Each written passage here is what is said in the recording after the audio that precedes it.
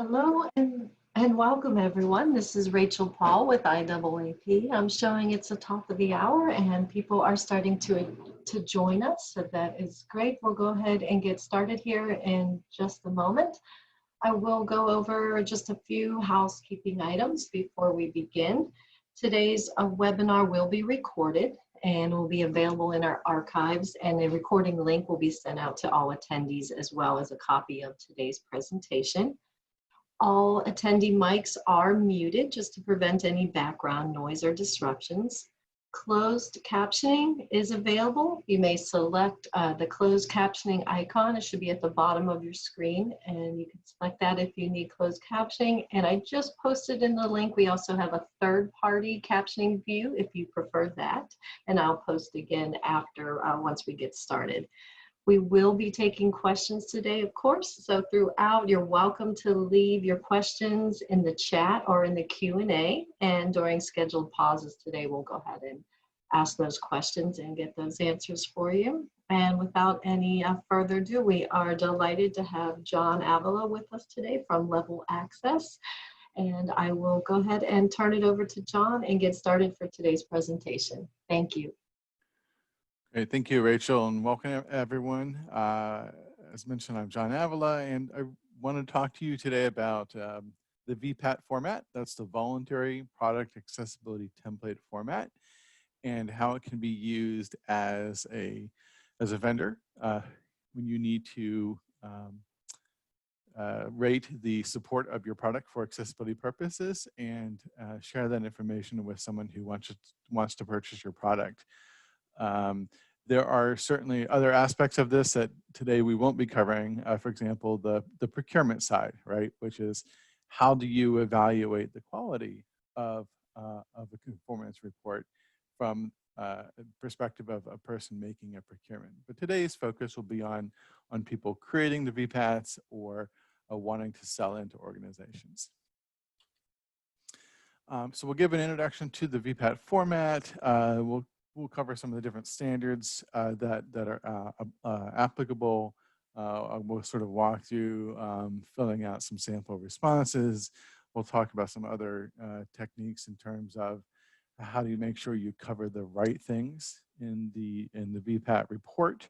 And then we'll talk about some other tips in terms of writing proposals to include accessibility information as well, because as you'll find out, the VPAT format report doesn't show all the great work necessarily that you've done for an inclusion. Okay, so what is the VPAT format? So it's the Voluntary Product Accessibility Template. As I mentioned, it's the industry standard in the US for creating what we would call an accessibility conformance report. We're currently in version 2 of the VPAT format. One of the things that I think historically people have just referred to the output as a VPAT. Technically, the VPAT is the template, and when you fill out the template, you are creating the accessibility conformance report. So officially, the thing you are providing, the document you are providing to your customer, potential customer, is actually what's called an accessibility conformance report, or ACR. That is the more formal term. What is the purpose of creating this document? Generally, it's requested by U.S. federal government agencies and other buyers in the U.S. to make a preliminary assessment about accessibility in terms of doing market research on products, etc. So it'd be any software, solutions, hardware, those types of things. I'd also point out that it's not just the U.S. federal government that's requesting these documents. It is often U.S. states, higher education institutions, and large organizations that have large procurements and really care about accessibility. So in the US, we see large healthcare organizations often requesting this document. Again, the document's voluntary, right? But you may need it in order to successfully win a procurement if the procurement requires it. So the document isn't mandated to be created by the government. Uh, but if you want to sell into the government, you may need to provide this document upon request to them. So it's something you want to have if you are selling into that market, essentially. The VPAT format 1.0 started originally with the original 508 standards in 2001, and of course has been updated since then. The latest version 2.0 came out in 2017 with the revised standards, and also has added additional accessibility standards as well. So why was the VPAT format created? It was created by the Information Technology Industry Council, or ITI, and they created it to basically address the new standards. The new evaluate standards, they wanted to create a harmonized approach to report on accessibility and the level of conformance that your product or solution has. And they wanted to provide updated guidance on how to complete the form, right? It's really important that there's consistency in how organizations complete the VPAT format report, because if they're not consistent, then it's hard to, you're not comparing apples to apples when someone is reviewing these. So it's very difficult, it's not very useful. And we want these documents to be useful to the people making procurement decisions so they can make accurate decisions to buy the most accessible product. Again, it's voluntary. The format is freely available if you use it in accordance with the instructions in the document. And this information is all provided, on the website. So the best place to find the VPAT is and I have a link at the end of the presentation, is at the ITI website, and they have a whole page on VPATs. So that's the best place to find it. It is freely available. You can fill it out, provide it in Word format or PDF or HTML format. There's a lot of flexibility as long as you follow the specific guidelines. It was created in collaboration with the companies that belong to ITI, and also in collaboration with the US government and other industries, sort of giving input as well. Anyone can use it. You don't have to be a member of ITI to use this format, and anybody can fill it out. So if you sell software, you could fill out the VPAT. Of course, we recommend that you have a third party fill out the VPAT, and that we recommend you have an expert do an accessibility audit in order to complete it, right? Because you want to make sure it's an accurate representation of the level of accessibility of your product or service. Typically, the report will contain either one or more products, and it has to cover at least one of the standards as well, which I'll get into in a minute. So typically, it may be required for procurement purposes, as I mentioned earlier, depending on who you're selling into. For example, it may simply be you just need to provide this document. It doesn't really matter if you support or don't support, you just have to have it. It's just a checkbox, it has to be checked off. Unfortunately, that's how some organizations make procurement decisions. But with other organizations, they actually really do care, and they want to evaluate this conformance report. They want to score it. They may compare it with other competitors, right? So they may use it in a very different way. And even so, at our company, we're an accessibility solutions company, but we want to buy accessible products. We have employees with disabilities. So very much we are interested in asking our vendors, do you have an accessibility conformance report to share with us for a product that we're looking to purchase? And sometimes the way the report is created is not very helpful in us making a determination, which requires further work. So, so again, this format is great for reporting information, but it doesn't always tell the whole story. And so later on, we'll talk about some strategies to help really communicate what you've done in this organization beyond creating this ACR to really make things accessible. Now, if you're in a market that's not selling into the government or not selling into an institution, you probably don't need to create an ACR, right? So if you're in a Americans with Disability Act market, like retail, for example, there's no requirement under the ADA for this type of document. Or if you're selling into Europe, the VPAT format is not widely used there as well. Although it's a great way to document your standards, they may not be asking specifically for this format. But we recognize that many companies sell internationally. They don't know who their customers are going to be necessarily. And so if there's a chance that you're going to be selling into an organization that requests it, then it makes sense to create this document. As I mentioned, it's used in market research. You really can compare competing products and choose. The US agencies are really directed to buy the most accessible product that meets their business needs. So generally an organization doesn't have to buy a product that doesn't meet their needs. Say a product doesn't have a feature and they need that feature. They aren't required to buy a more accessible product if it doesn't have the features they need.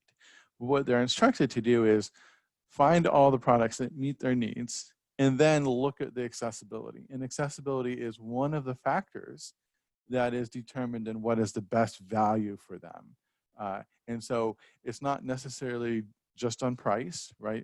When organizations make a decision, it may not always be exactly on accessibility, but it's one of the factors, or sometimes it's one of the gates that you must get through to get to the next level, right?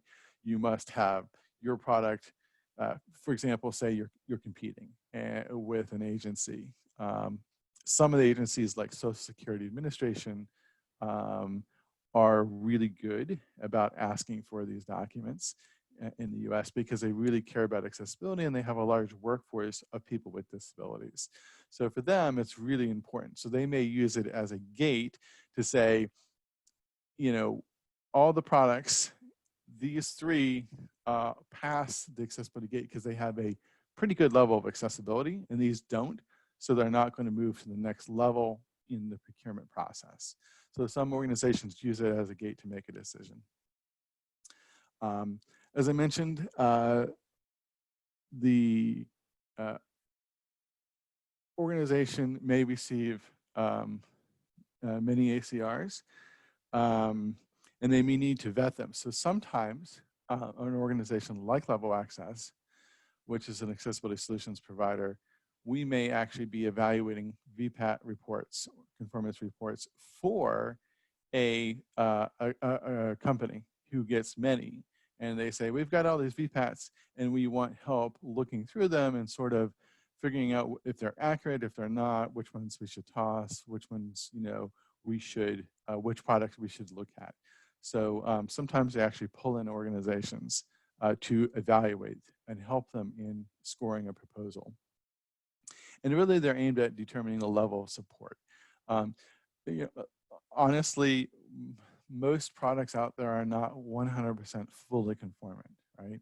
And so this will really document the level of conformance and help people make decisions about, okay, well, this product isn't fully conformant, but we can see the issues are here, and we know that it impacts this group of users, and we can then make a decision whether we can provide an alternative or a workaround or an accommodation, perhaps, to still buy the software. So these can really help make decisions. So I guess I would say resist the urge to say that everything's perfect when it's not, that you want to be truthful when you're creating these documents. And so I'll give some examples in a few minutes about when we have seen that backfire, when people have said that it's fully accessible and it's not. That can actually cause problems later in the process. So I've got sort of a story here weaved throughout my presentation of Aubrey. And Aubrey is, works for a company. They sell products to the US government and higher education institutions. And part of her job is to sort of track accessibility. So what she does is she tracks the ICT products, and that's information and communication technology. She also tracks the accessibility audits. I think it's really important to sort of point that out here, that you can't really complete one of these conformance reports if you haven't done an accessibility audit, right? This documents a level of support, but you can't document a level of support if you haven't tested or evaluated the product for the standards. So it's really important that you think about this ahead of time. Unfortunately, when most people are looking for an ACR, they come when they need it, a procurement. Okay, I have a procurement and the proposal is due next week, so I need an ACR written. Well, in order to create an ACR, you have to perform an audit. And the audit is probably going to take a couple of weeks to queue up, right, to get the right information needed, the login, the setup. And then people have got to perform the testing, which may take a week or 2 weeks or 3 weeks, depending on the size of the product or service. And so you have to have a time, you have to think in advance before. You can't just create these in 2 days. You can't just take a quick look at the site and create one of these documents based on a cursory view, because it's really not going to accurately describe the accessibility of your product. So think long-term about these. Her job is also to support the level and degree of conformance in terms of documenting that. So she'll work with the testing group who does the testing to sort of help write the VPAT. And she's also thinking about consistency. So when Aubrey does this, she wants to make sure that her company's ACRs are consistent. And she may work with a third party as well to review the ACRs or do the testing, et cetera. And then likely Aubrey also works with the sales team. So she might get pulled in when there's a request for proposal that includes accessibility. And then she may determine when to post ACRs. So some organizations choose to post their conformance reports on the website. Some organizations choose to not post those, but only provide them when they're requested. And that's certainly up to you on how you do that. There is some organizations that really heavily disclaimer these documents and say they're just for informational purposes and they may not be accurate. So, likely there may need to be a review, of course, by the legal folks in your organization. And this is sort of a decision that has to be made. If you look at large companies, many of them like the Microsofts and the Adobes and Oracles, they tend to post their ACRs on their website, like Apple is another example. In those cases, they get lots of requests for them, and it just saves time to post those ACRs, and it just makes sense to do that. Other organizations, if you feel like someone is going to pull up your ACR and try to, look at your flaws maybe, and you're concerned about that, then you can consider only providing that on demand. Okay, so what are some of the challenges? The VPAT format does not require a standardized evaluation methodology. So what that means is there's no prescribed test process that you have to use in order to fill this out. The competitors, of course, can self-score their reports, and we certainly see that. So there's really no way for the procurers to sort of validate or know how accurate the remarks are unless they bring the organizations in and say, let's do a demo, let's talk about your product, right? And so some organizations will do that, because what people say in the industry is, trust but verify the information. Sometimes I'm not sure if even the information is even trustworthy. It depends on who creates it, right? So you might trust ones from certain companies, but other ones, I've seen a lot of very inaccurate or misleading ACRs in my time, unfortunately. There's also differences in the VPAT format. So I still see US federal agencies asking for the original Section 508 standards in the original VPAT format, right? And this should not be the case anymore, right? In the US, the federal acquisition regulations have been updated. Finally, we have updated guidance. They should be asking for current products. Products only products that have not been updated and were fully conformant to the original standards can sort of be grandfathered in with original standards. So organizations just haven't updated their processes, unfortunately. And so this is a good opportunity as you as a vendor to say, wait, this is the old document. Shouldn't we be using the new report? And this is a good opportunity for you to potentially show your accessibility knowledge and to make sure that you are, correctly doing that. Now, so just be mindful when you do get a request. So this is a challenge for Aubrey because maybe she has to sort of keep old versions around, or she has to educate her customers on, hey, this is the old version you're requesting. You should be requesting a new version. And oftentimes we see that a change then. The proposal goes, the RFP comes back out and it says, okay, now we want the updated version of the VPAT report. A report is a snapshot in time. Products are generally continually updated. Things are continually changing. As soon as you make that conformance report, it sort of goes out of date, right? So it's on a specific date, and the reports are really a snapshot on to what you tested, right? Which browser, what date, what you tested, et cetera. And so just keep that in mind, that they do need to be updated and maintained over time as things change. And then different procurers may handle ACR reviews differently. Some may want them to be provided in a certain format, or maybe sometimes on their own template occasionally. Sometimes they may ask for split out or in different ways. So you may need to make some adjustments depending on the situation. So that can be frustrating for Aubrey. Whose responsibility is conformance anyways, right? This is one of the things that come up. Like people ask us, well, are we responsible for 508 compliance because we sell into the government? Well, ultimately, the organization making the purchase is responsible for conformance, right? So the US government is ultimately responsible for conforming to Section 508, not you who sell into the government if you sell a product. You may have some responsibilities if you receive a grant or you sell in the federal marketplace.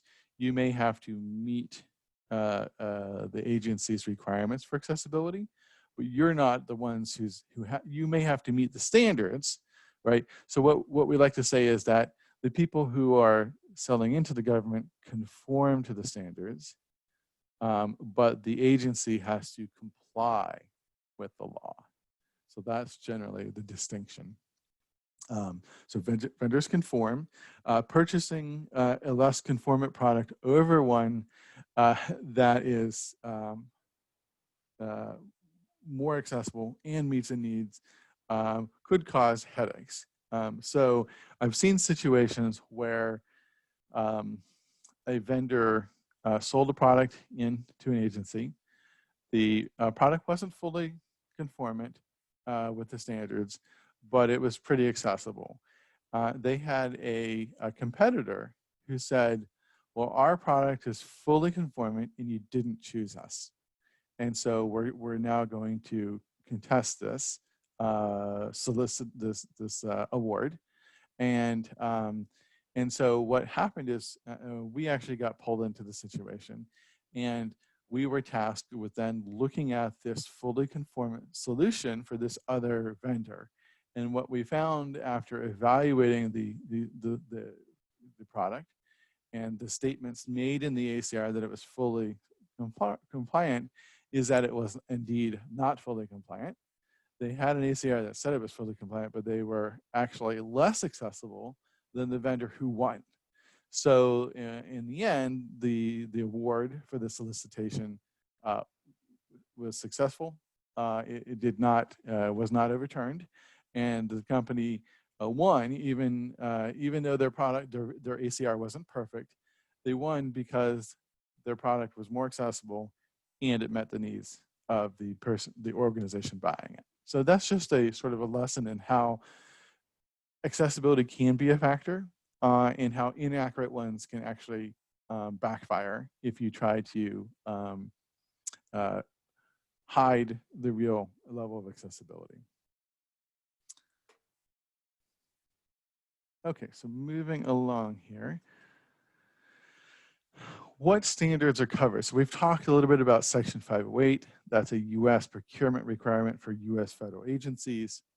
We also have Web Content Accessibility Guidelines standards, now currently 2.1. There'll be soon 2.2.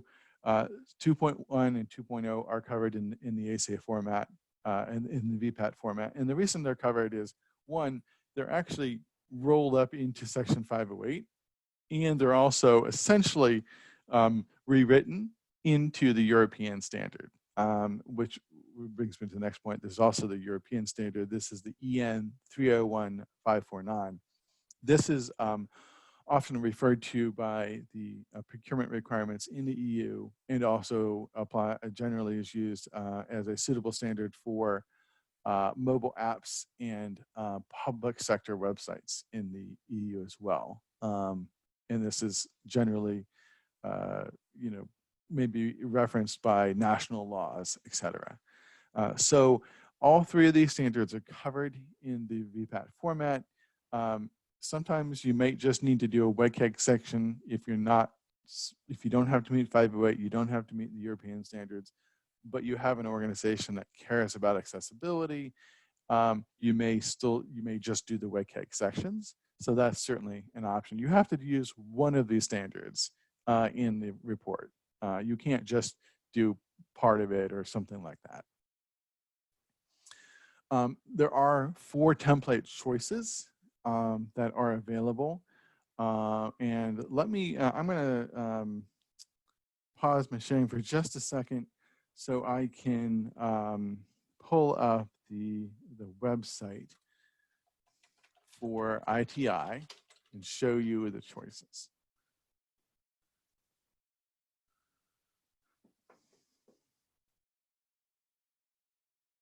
Okay, so this is the ITI website that I mentioned earlier, which has the VPAT format. The current version of the VPAT format is 2.4. Was revised. The latest revision for the documents were posted in March of 2020, and I will imagine that this format will be updated for the Web Content Accessibility Guidelines 2.2, which are expected to be finalized in November of this year or around that time. At some point, probably these documents will be updated to include 2.2. Although that doesn't apply, 2.2 wouldn't apply to the US 508 requirements or the European requirements yet, because they're not part of that. But at some point, those could be updated. We'll see. So you have 4 different choices of the VPAT format. You have the EU version, just those standards. We have the 508 version, which includes WCAG 2.0 and the 508 standards. And then we have the WCAG version, which includes WCAG 2.1, A, AA, AAA.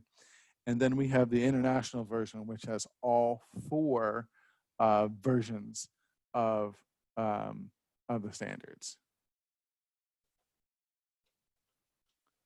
Okay. Are there questions so far that that I can answer?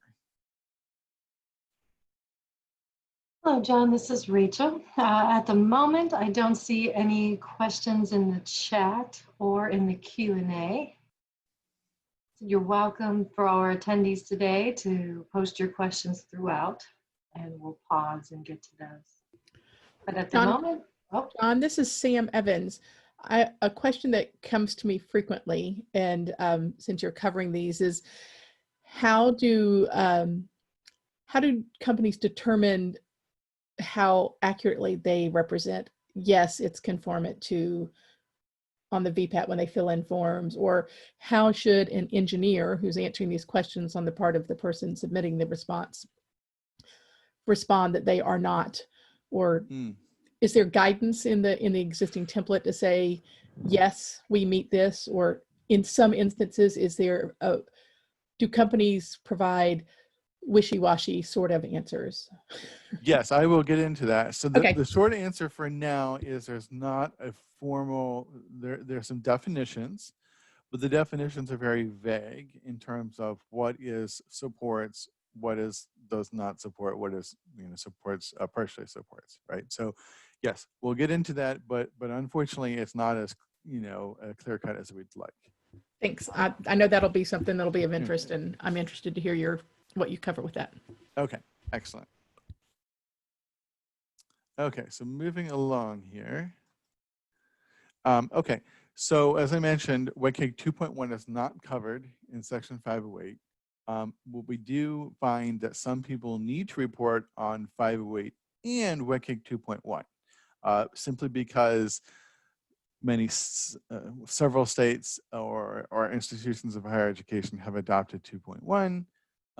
But they also need, the company also needs to meet the 508 requirements for other customers, right? So they want one ACR covers 508 and WCAG 2.1.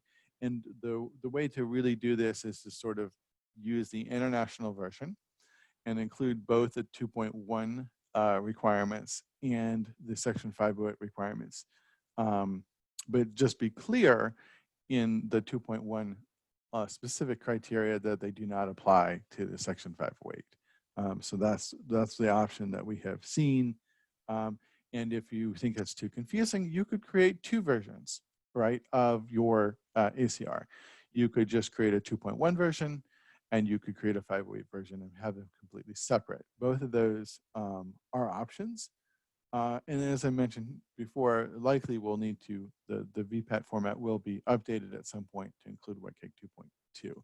But for now, 508 is still stuck on WCAG 2.0, level A and double A, and I don't foresee them changing anytime soon.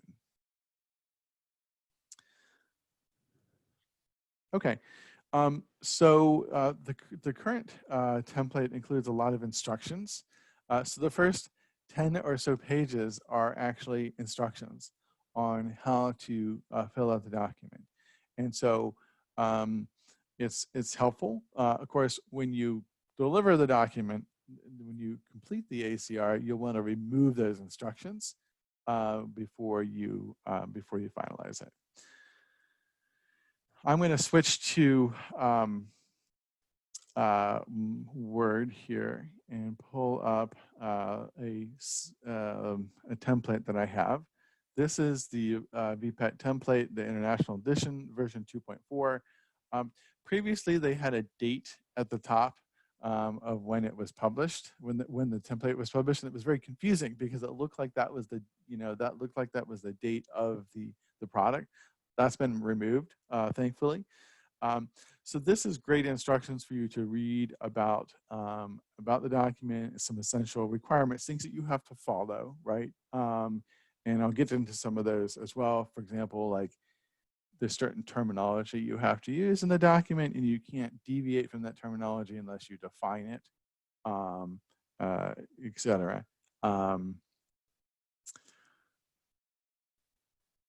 And then moving along here, just scrolling down, we actually on page 11 is where it actually starts. This is the actual template that you'll be filling out and you'll be sharing.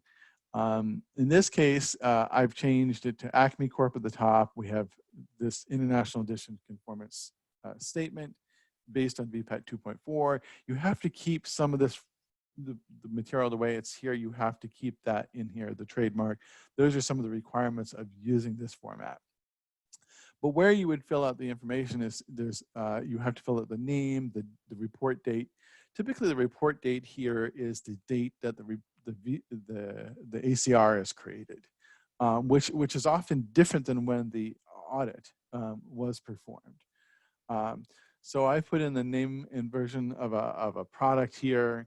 Widget press 9.27. I put in the report date of September 20th, and then a description of what the product does.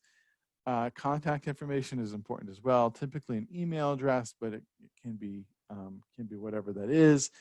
and then any notes that apply to this product.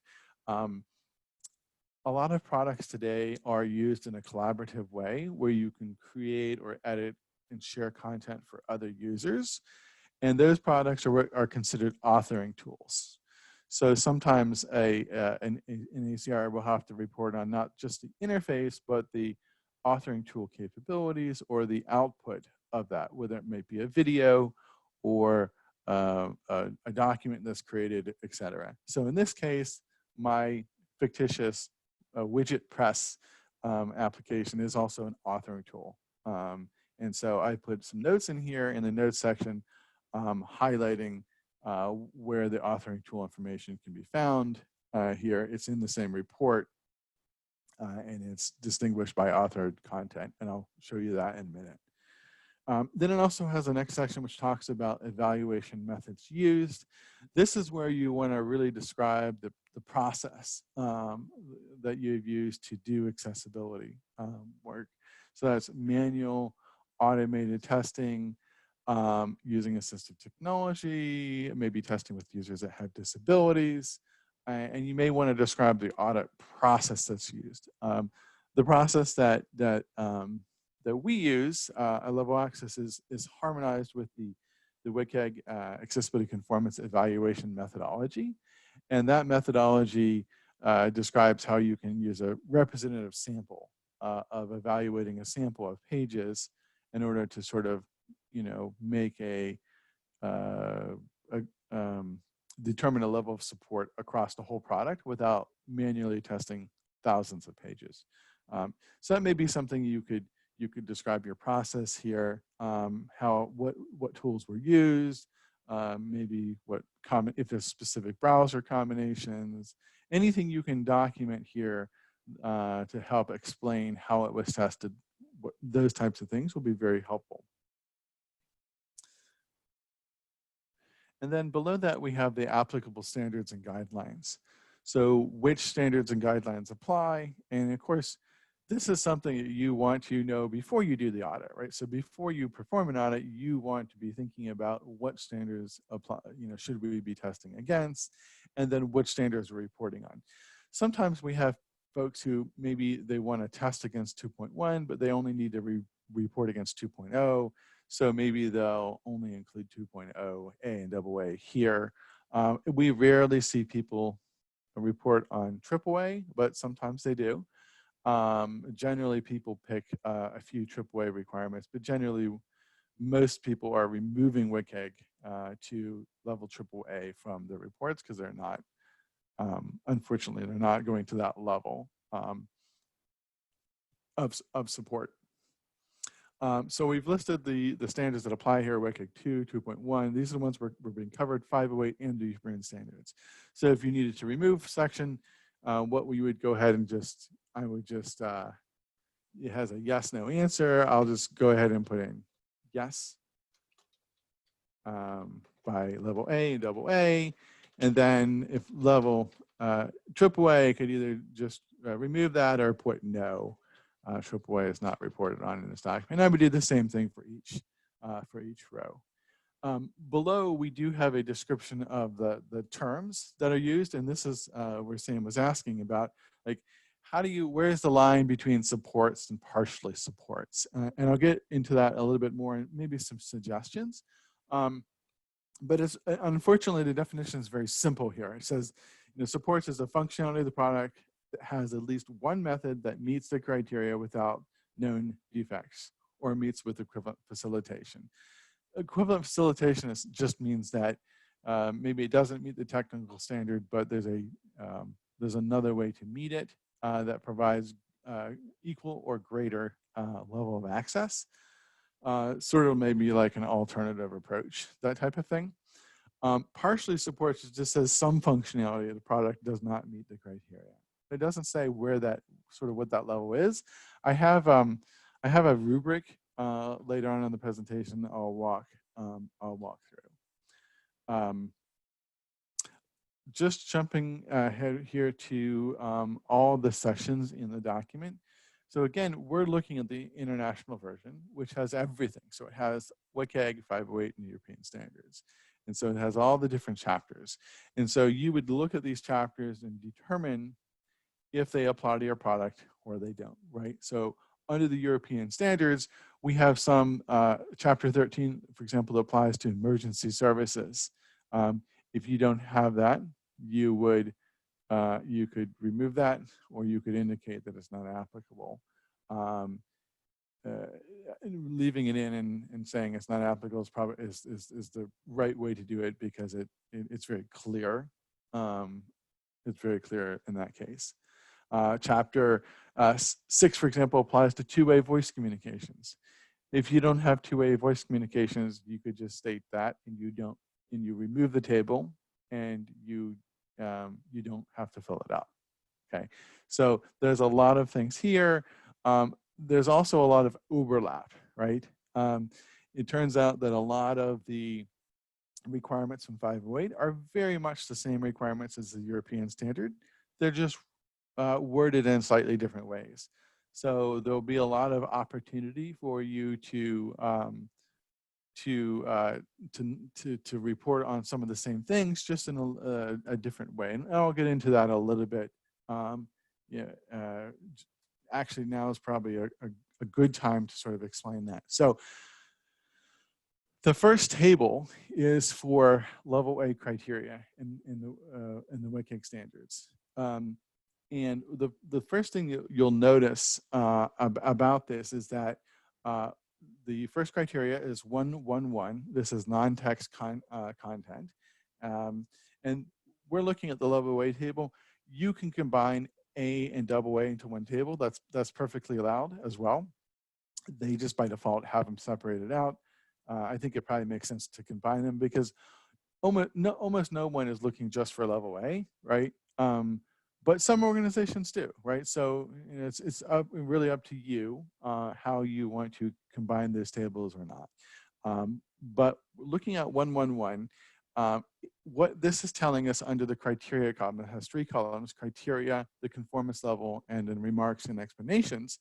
Under the criteria, it's telling us that WCAG 111 also applies to the European standard for web content, for non-web documents, things like Word documents.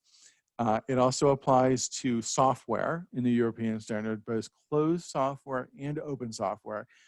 Closed software are things where you can't install assistive technology, either because it's not possible, because it's a closed environment like a kiosk perhaps, or perhaps because of security reasons you can't install assistive technology. So that's the difference between closed and open.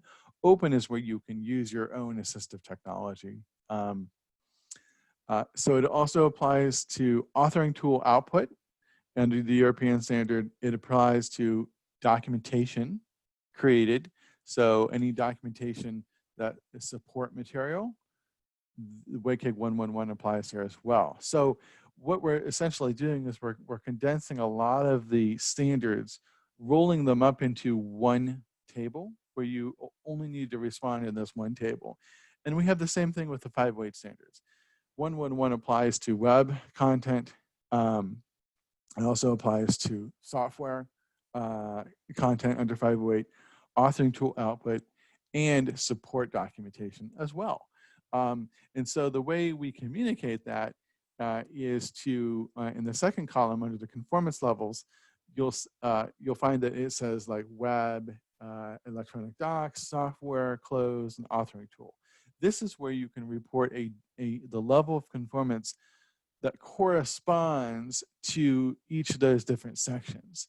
So, so you might have the web interface support success, 111, but maybe when you author content such as a doc, maybe you can't add alternative text.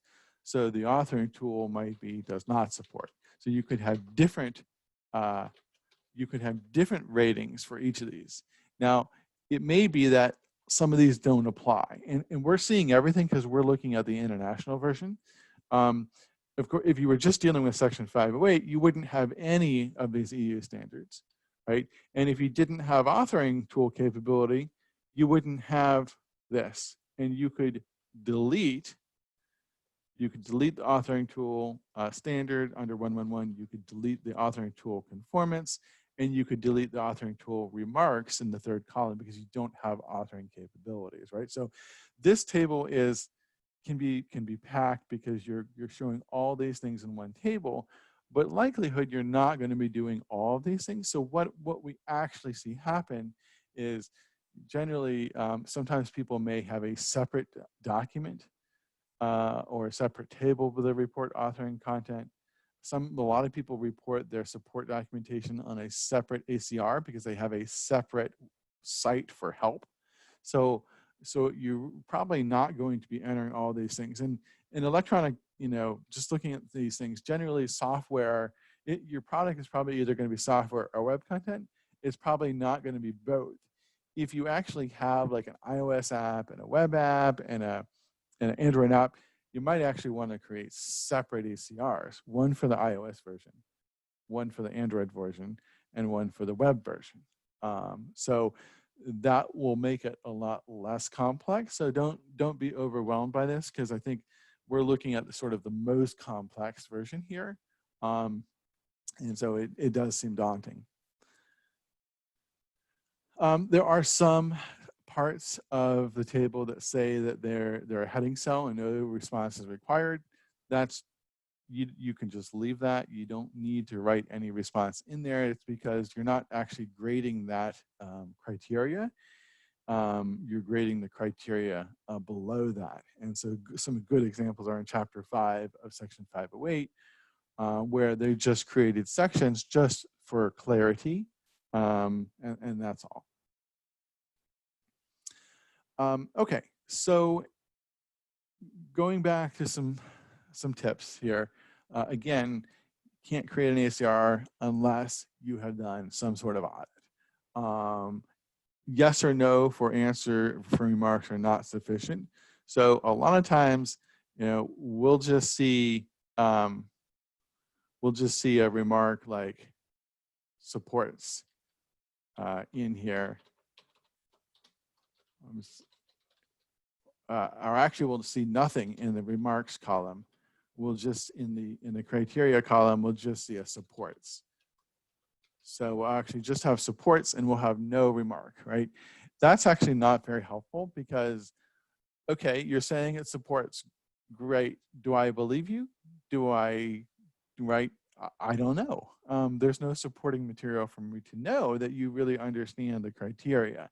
So it's not helpful to have that without backing up. And that's why I have some examples here in the explanation column, and we'll get into that, of really demonstrating that you know what you're doing when you're filling out this document.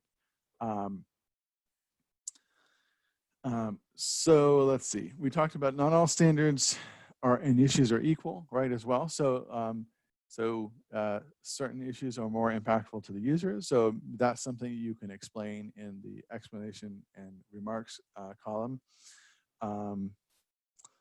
Not all failures necessarily impact users in particular workflows, and there may be certain differences in certain browsers or combinations. So the explanation section is your opportunity to sort of explain the situation, explain maybe if there's this particular bug.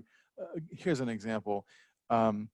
Browsers tend to display the focus indicator that's used for keyboard focus. They display it differently.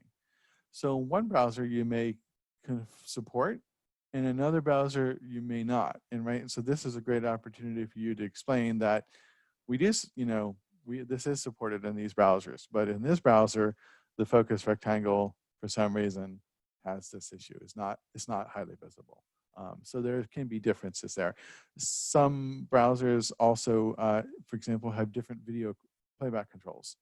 They create their own playback controls. Some are more accessible than others. There are some differences between browsers, and so this is an opportunity for you to explain that detail if you have that, and that helps people really understand the situation. I mean, if the problem is only in Firefox and the US agency doesn't use Firefox, then it doesn't impact them, right? If they're using Chrome or still using Internet Explorer, which still happens at some agencies, right? So the remarks may or may not be useful to them.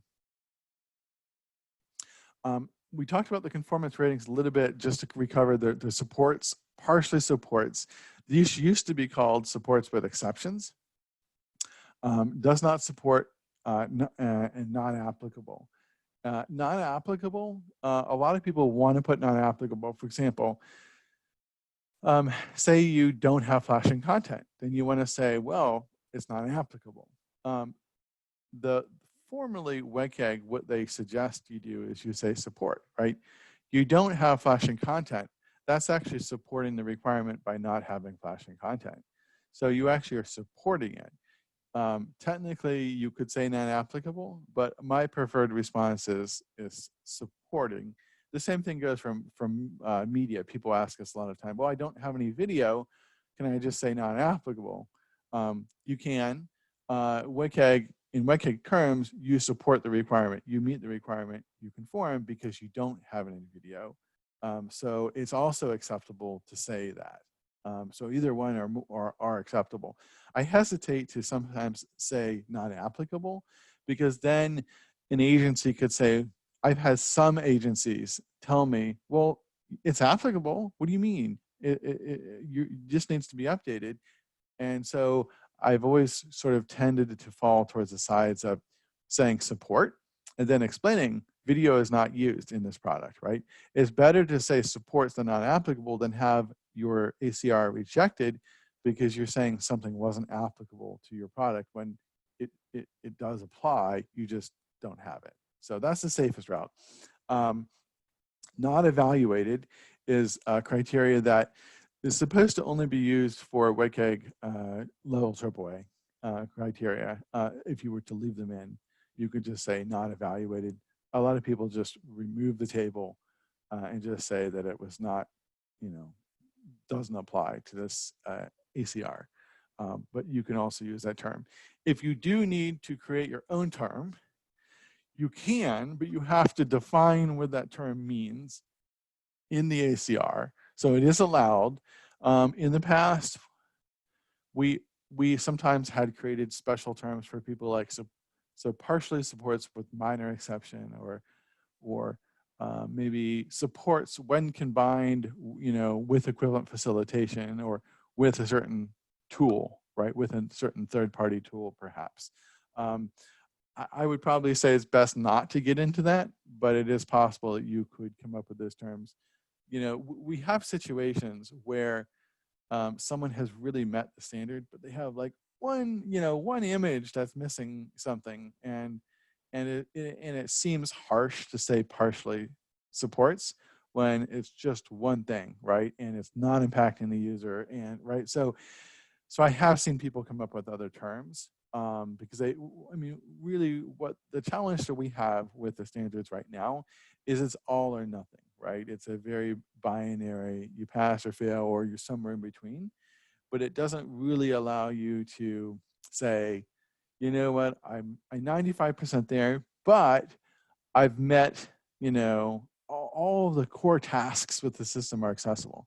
And that's why we'll talk about some strategies about how you can use that remark section and use some rubrics to really show that, really show off your support level. In terms of writing comments, I would recommend that folks, even if you support a criteria, that you explain how you support it. Demonstrate your knowledge. And what I'd also recommend is that these support levels that you maybe want to have templated text that you can reuse across your product. So if you have multiple products, you don't have different variations. So you sort of standardize on the text that you're writing to communicate the different levels for your product and different samples that you can put in. So for example, under supports, we have, this is for 131. This is information and relationships, and that's a very vague, right, WCAG criteria. So if someone just says supports, well, what does that mean? So what I would write if I were writing this, I would say something like content such as headings, lists, and data tables are marked up with appropriate elements that communicate their purpose and relationship to other content in ways supported by assistive technology. So I'm demonstrating that I understand how this requirement applies. I'm demonstrating the different um, semantic structures and communicating what the product has done. An example for partially supports would be something like this. Most pages with content used as headings are marked up with appropriate elements that communicate their purpose and relationship to other content in ways supported by assistive technology. Exceptions include the heading levels used on the authorization form do not reflect the hierarchy of headings on the page, and content that appears as a heading on the Contact Us page is not marked as a heading. So this information now will help the customer, the end customer, make a decision. They can say, well, you know, it says partially supports, but from reading this, I can tell this isn't going to be a barrier for my users, right? So the user may be confused about the heading order on the authorization form, but it's probably not going to be a barrier for them. And on the contact page, the text is still there. It's just not marked as a heading.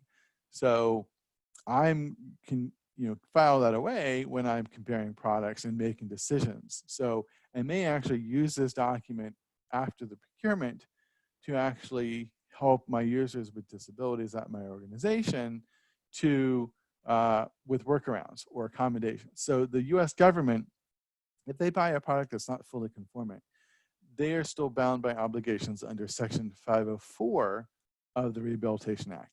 So Section 508, part of that same Rehabilitation Act. Section 504 basically means the government can't discriminate. It's a civil rights law as well. And they have to provide accommodations, a reasonable accommodation to meet the user's needs. So it may mean that they need to provide some assistive technology or some customization or whatever it might be, or it may be that it's already accommodated here. Maybe just documentation of the accessibility issues is sufficient to help the user work around the problem. And some of the things we're discussing here, these are the types of things that we hope will be solved in WCAG 3.0. In WCAG 3.0, the idea is that we want to try to look at not only pages and the workflows, but the level of accessibility of issues and say, actually based on what we're finding, you do pass. You're not perfect, you have some issues, but it is sufficient for a user to get past this information and sort of document that. So WCAG 3.0 isn't due out until at least late 2022, maybe 2023. I'm not, I don't know exactly when it will be out, but it will change the way we score things. And when it is adopted by organizations like the US or Europe, or if it's adopted, it certainly will have an impact on this VPAT format. But for now, we're pretty much using this as it is for the next few years until that happens. And then does not support. Under 131, we have most pages with content used as headings do not expose heading elements. However, some pages do provide section elements used as landmarks to which may help users of assistive technology. So what I'm saying here is doesn't support in this situation, but I am describing maybe some mitigating things, right? So we don't have headings, but the page actually may have some structure that screen reader users can use. Maybe it's not useful, as useful as headings, but there may be a workaround. So this information could be useful, again, to a person who is using assistive technology because it would give them a glimpse on maybe the impact of the missing headings. So even in it does not support, I'm still explaining and justifying and sort of giving examples. So I think this really, I think, provides a very valuable VPAT report compared to something that's really not useful. Consistency inaccuracy is important. You know, this is not meant to be, airing your dirty laundry, all right? But you do need to be truthful. So it's a balance between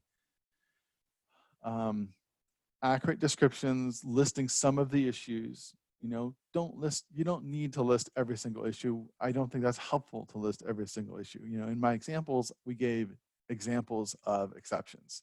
We gave examples of good things and examples of bad things. It isn't meant to be a huge report of every single issue. Don't do that.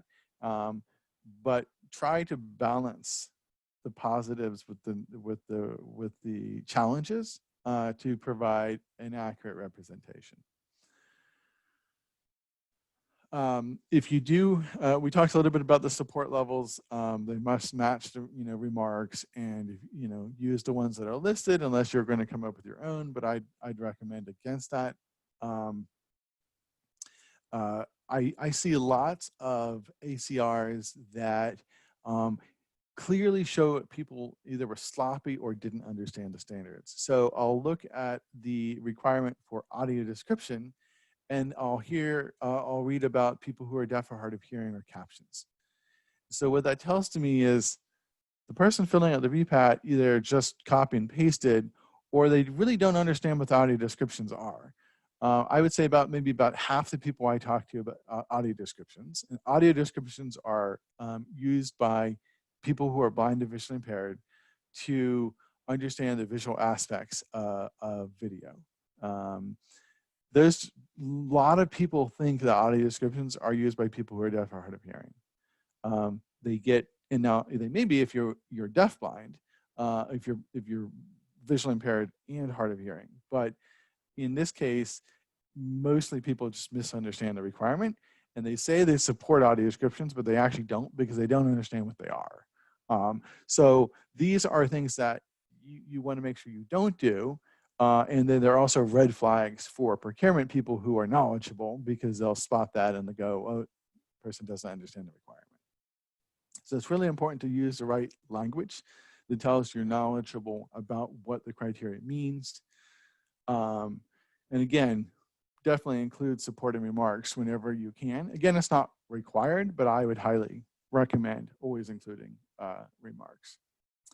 To get to Sam's question, one of the things you could do is develop some sort of rubric or matrix, whatever it might be, to sort of help you score what these levels are.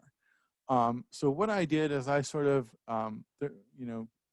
this aligns sort of with how a lot of organizations test. So we test by pages. We also test core workflows, okay? Core workflows are user journeys or user paths or whatever you're going to call them. And this is actually sort of harmonized with how WCAG 3.0 is looking at evaluation as well. You have pages and then you have functionality, okay? I would look at those two things and help determining the score, whether it supports, partially supports, or does not support. So if most pages don't have issues and most functionality is accessible, then I would say that's a support, but neither one is perfect, then that's a partially supports, right? And so we have all functionalities met and no issues, that's a supports. And then on the contrasting side, we have most pages have issues and most functionality doesn't meet, that's a does not support. And so essentially, if you use this matrix, you end up with 5 categories of partially does not support, 1 of supports, and 3 with does not support. So this sort of is the type of thing that can be helpful in sort of determining how you score something based on the findings, functionality and pages. Again, this isn't official. This is just something that I use and certainly could be built on. Any questions so far? Jonathan, this is Sam. Somebody wrote into Q&A that says, can an ACR claim 508 compliance without being WCAG 2.0 A or AA compliant? So that's a good question. So because 508 includes WCAG 2, A and AA for both web content, software, authoring tools, and non-web documents like Word, PowerPoint, etc. The only way that you could not meet WCAG and meet 508 would be to do something called equivalent facilitation. Equivalent facilitation is basically where you say, I've met the standards to an alternative route. I'm providing equal or greater access, right? And in order to do that, you would have to provide substantial greater access. And likely for web content, that's not likely to be happening unless you have some sort of like built-in screen reader that's built into the website. I think that would be a very, very difficult claim to make. The situation where we see people making a claim of equivalent facilitation tends to be when the standards don't apply, such as in a VR environment or a game environment, where there's no standards for it. That's where you could argue equivalent facilitation. Or in a closed environment, right? You know, like a kiosk, right? You're not using a screen reader. You have your own closed standards for hardware. Certainly hardware, WCAG doesn't apply. You could have a kiosk that has software or maybe a website built into it. The website in the closed case, it doesn't matter if the website meets the WCAG requirements in a closed environment. What matters is that the information is communicated in a way to the user, right? So there are specific situations, but generally you want to meet WCAG. You'd have to meet WCAG 2.0 to be fully conformant. But it's been my experience that most organizations are not fully 508 conformant. They're not fully WCAG conformant. It's very, very rare to have an organization where every page in the site is fully conformant. Were there any other questions? Jonathan, I don't see any other questions at this time. Okay. What about this bespoke work? So bespoke work is, say I'm creating a website for an agency, but I haven't created the website yet. Do I need an ACR? Aubrey is wondering this. Good question, Aubrey. Well, no. If you do have a commercial off-the-shelf product called COTS, if you have a COTS product that needs to be configured, yes, you should have an ACR, right? Because the COTS product is an existing product. SharePoint's a good example, right? You have SharePoint. SharePoint has an ACR, but you may be modified SharePoint with different templates for the organization.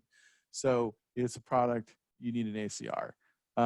Now, the configuration also needs to be accessible, but you can't document that maybe because it doesn't exist yet. If you are creating a website from scratch that's not built on a commercial off-the-shelf product, then you can't have an ACR, right? Because it doesn't exist. So in those cases, what you really need to describe is your capabilities, your process and methodology, and how something will be evaluated, how it will be tested, how you'll ensure it will be accessible. So they often include documentation of accessibility features, how you plan, what's your approach, what are the core tasks and challenges that people with disabilities might face, how to configure the product to be more accessible, and if it has authoring capabilities, what are the ranges of those capabilities? So the procurement official, in this case, should be asking you for documentation, and you should be able to provide a narrative, a story about how the product you are going to create will be accessible. And you can demonstrate that a number of ways by your past experience, what things you've done, etc. In terms of ACRs that we see, websites, software, very common iOS, Android, desktop applications for Windows and Mac OS. We see hardware, anything from kiosks to copy machines to printers, pretty common, or combinations of closed systems like kiosks are good examples. And then support documentation and services, another area where we see a big need, because technically if you are selling a product into the government and that product has support documentation and support services associated with it, like a support website or a support phone number or answer desk, those things need to be evaluated, and they also need to be accessible as part of the procurement. So that is an important consideration that often people aren't willing to pay for that, or to have being audited, right? They're not willing always to have that done, even though it is something that has to be accessible as well. There are also product functions. So I alluded to this a little bit earlier when we were talking about the European standard, but beyond web software hardware, we have video functionality, video playback, we have voice communication, we have authoring tool capabilities, we may have assistive technology, right? Some of the things that you may be making are actually an assistive technology. So these may have specific requirements in the standards that have to be filled out. I do have a chart later covering some of those. How do you report on these? So what we normally see is when you have separate products combined into one solution, say a company has a telecom solution they're selling into an agency and it has 10 or 15 products, we generally see those as separate ACRs, okay? And maybe you might have a summary table in another document, but those are usually separate ACRs. If you have native iOS and Android apps, and they're not web-based, right, but they're apps, native apps, we generally see those as with different scores, different remarks, because they have different support for the different screen readers and assistive technology. We generally see those as separate ACRs. So you have an iOS ACR, you'll have an Android ACR, and you'll have a web ACR. That's pretty common for them to be separate. You could combine them. It's probably more clear to have them separate. In terms of other things, though, generally we see products that have authoring capabilities. We generally see the authoring capabilities included in the same VPAT, although you could potentially separate them. If there's different configurations, you could separate as well. Or maybe you have an admin website and a user website that maybe you could combine them, or you could have them in a separate ACR to make it more clear. Generally, the admin might be used by a small number of people. If it's less accessible, the organization buying it may say, well, we're going to make a decision to buy a less accessible admin interface because it's used by 20 people. And that's the decision they're making. Not to say that's a right or wrong decision, but organizations have to make decisions about buying non-fully conformant products, and they have to make a decision based on factors like who will use it, how long is it going to be in existence, are there workarounds? They have to make a decision based on some criteria. And so we do often see people split out admin interfaces from the user interface that 30,000 people will use, because it's a different group of people and maybe they can provide support differently to the admin person who needs access, right? So that's a decision that they can make, and you can help them make by splitting things out. So it's very clear where the issues lie or don't lie. In terms of reporting web content, when you're looking at the 508 standard, you're generally going to fill out the WCAG 2 table. You're going to fill out authoring tool tables if you have authoring tools. That's in chapter 5.4. And you're going to fill out chapter 6, support and documentation.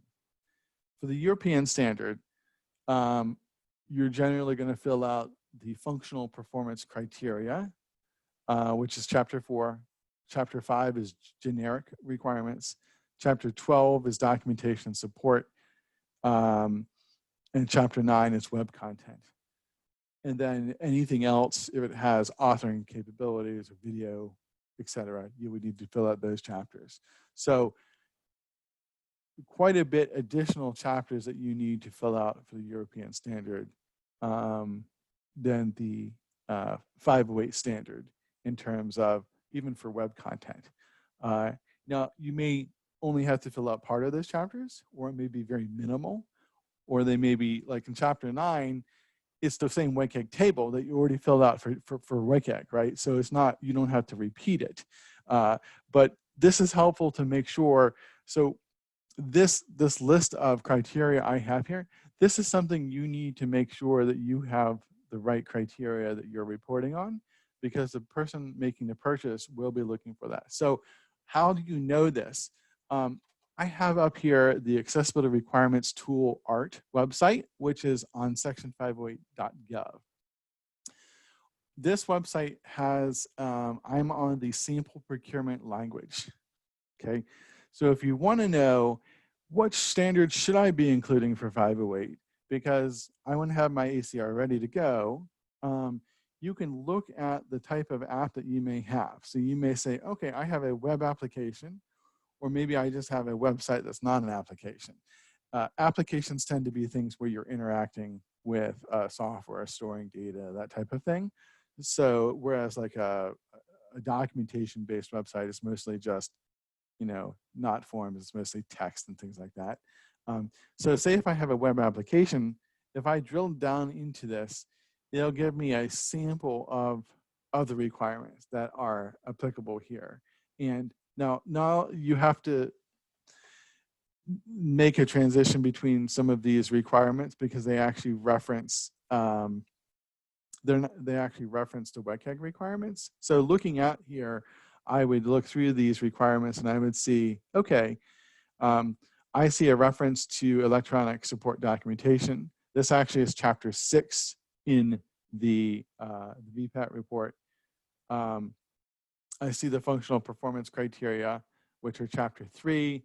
And I also see a reference to chapter 5, which is web content. Right? So this is a little confusing because this refers to the some of the sections of the law.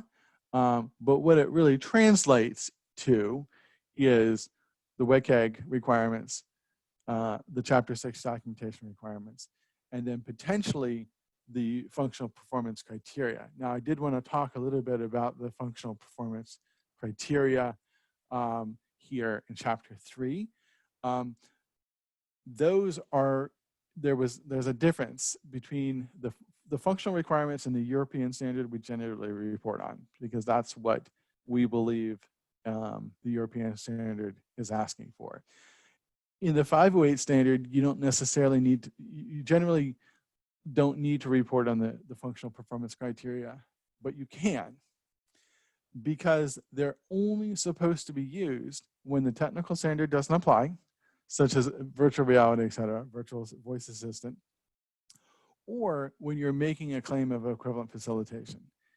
If the technical standards apply and you're not arguing equivalent facilitation, then you do not fill out that table. Now, some people think, well, the solicitation here called this out, right? And maybe, they asked for chapter 3, and I'm worried that if they don't fill it out, that my ACR is going to be rejected. And that's a real concern.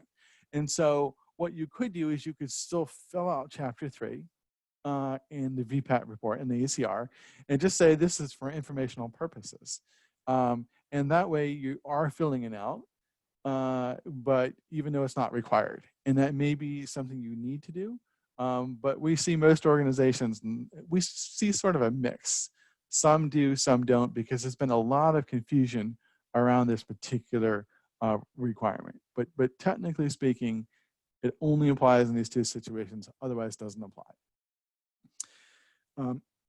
For software, we have the 508 standard, or the WCAG standards under 508. We have chapter 5, which is additional software requirements, and then we have support and documentation.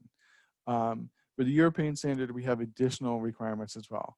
We have the functional performance, we have the generic requirements, we have software, we have documentation, etc.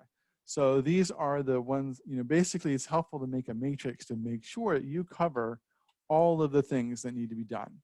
When you're finalizing your ACR, make sure you remove the first 10 pages that are instructional. Remove those pages. Any standards that were not used, remove the table, communicate that they're not being used. Post your document in accessible format. convert it to accessible PDF or use Word or HTML or some other accessible format to deliver it. Just a few minutes here. I know we're getting close on time. I just wanted to basically say there's a few things you should consider when you are thinking about a program to create documents. You want to make sure that you evaluate your products first. You want to make sure you understand what standards apply. Make sure you understand the customer's request if you are completing this as part of a proposal. You can look to that ART system that I mentioned, the accessibility reporting tool here on section508.gov. The accessible requirements tool. And I have links in the presentation for that. There are also similar procurement tools for the European standards.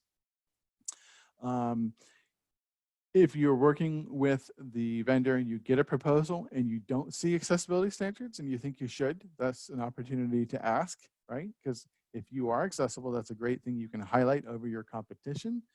You want to make sure the correct standards are listed, right? We see the incorrect ones listed sometimes. Are there any additional requirements? Sometimes is there a narrative? Is there a demo that's needed?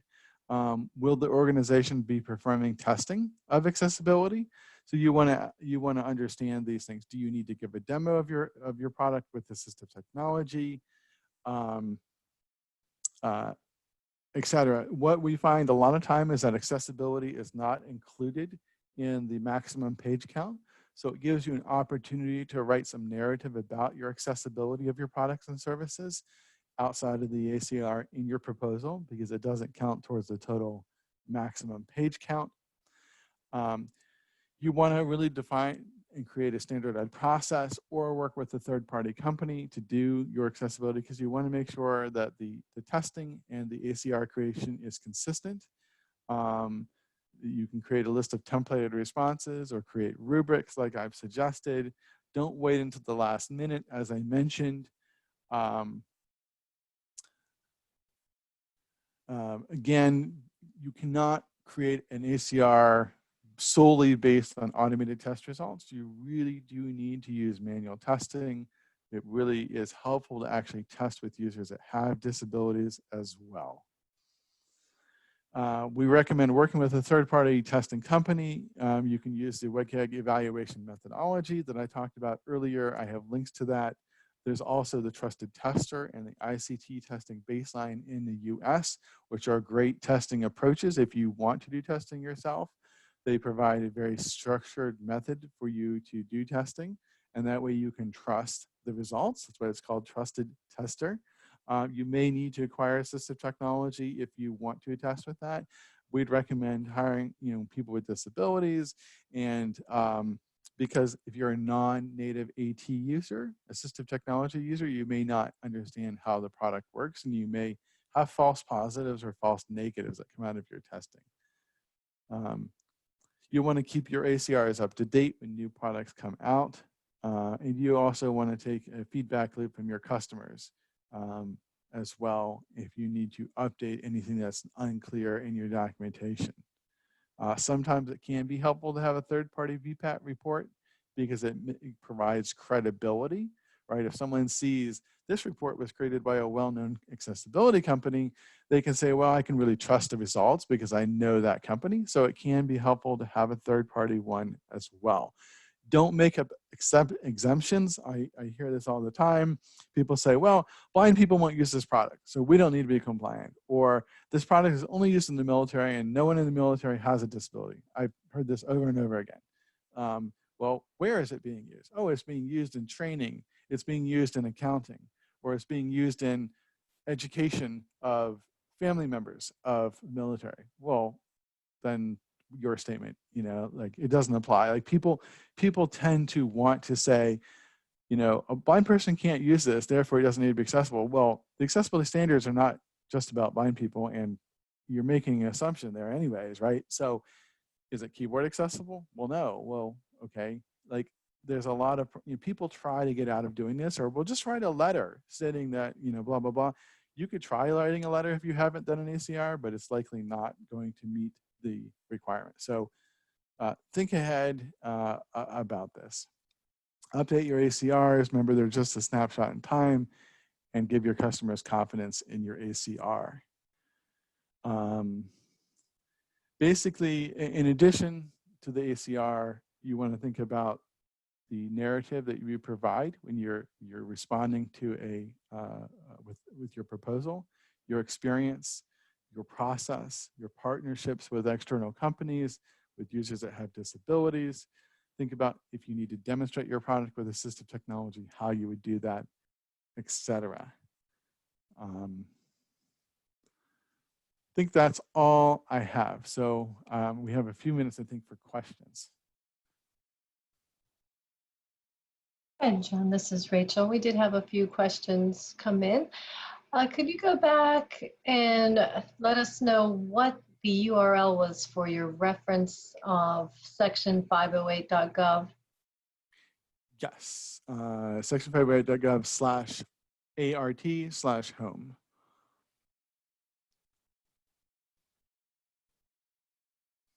And we will provide a copy of the presentation to everybody afterwards. So we'll have that uploaded to the webinar page along with the recording. I think we have one more question here. How often do you recommend updating the ACRs?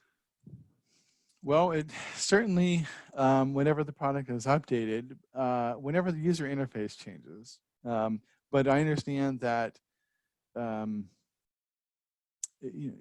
may, if you're doing that every day or every week, it's not practical to update the ACR every week. Certainly, I think every year, right? It really depends on the level of change, right? If it's something on the back end that doesn't impact the user, it may not affect the user interface at all. If it's a major rewrite, then that is something that you would want a new ACR and a new audit, right? So it really depends on the level of changes. If it's one screen that changed, it may be that you just need to retest that one screen and only update it if something changed. So I guess it really depends, but I would say, generally, you don't want it to go years. Something like a year would be reasonable, but it may need to be more often if you have a significant change in your product that has changed. Okay, thank you, Jonathan. We'll give everybody a final chance to leave their questions. There was a comment in the chat about thank you for sharing the support rubric, that was really helpful. Oh, great. And again, I don't see any other questions, so we can probably wrap up for the day. Thank you, everybody, for joining us. Again, we'll make this a copy of the recording and today's presentation available to all attendees and registrants. Thank you to AI Media for providing our closed captioning today. And we do have 2 more webinars left in this series. So we have coming up here, lost my screen, sorry. We have coming up in October on the 21st, the forest and the trees, scaling for enterprise level digital accessibility. And then wrapping up the 2020 series is unmasking accessibility, moving beyond a Band-Aid solution. And that is on Thursday, November 12th. We hope you'll be able to join us for those. And I do see one last question came in here.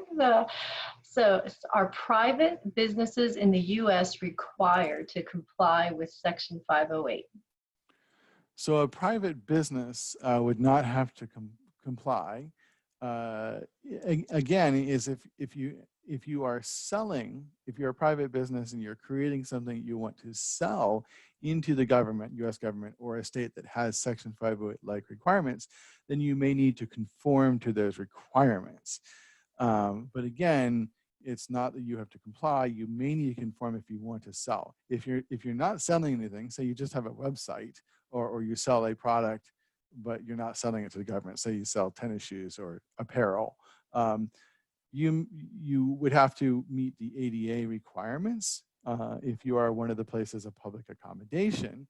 The ADA requirements don't specifically call out WCAG or 508, But the U.S. Department of Justice has said that the WCAG requirements are likely something that if you follow those, you would likely meet the requirements of the ADA in terms of digital content. So we would highly recommend that you follow the WCAG requirements, probably 2.1 level A and AA, as a way to sort of meet the ADA requirements, which are providing full and equal access to enjoyment of those goods and services provided to the public. Okay, thank you, Jonathan. This is Rachel again, and I don't see any more questions, so that's perfect. We're right at the end of our time today. Thank you very much, Jonathan, for your time and for all this valuable information. We appreciate it. And thank you for everyone for attending today and your great questions as well. Enjoy the rest of your day, and hopefully we'll see you back next month for another webinar. Thank you, everyone. All right, thank you.